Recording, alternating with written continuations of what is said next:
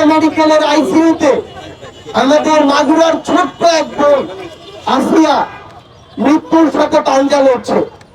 ওই শকুনদের দৃষ্টি থেকে আমাদের বোনদেরকে রক্ষা করা এখন একটি চ্যালেঞ্জ হয়ে দাঁড়িয়েছে।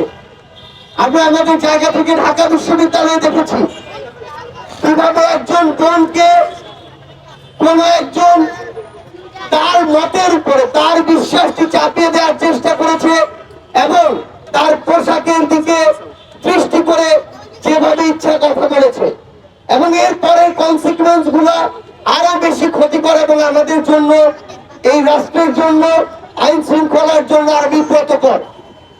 আমরা ঘন্টার পর ঘন্টা এসে থানায় দাঁড়িয়ে থাকি, আমরা আইন শৃঙ্খলা রক্ষাকারী বাহিনীকে যদি বাধ্য করি, আমরা যদি একদিনের মধ্যে জামিন নিতে বাধ্য করি, এই সামগ্রিক প্রক্রিয়াগুলো একটি রাষ্ট্র সঠিকভাবে চলার জন্য অনেক বড় একটি বাধা হয়ে দাঁড়ায়।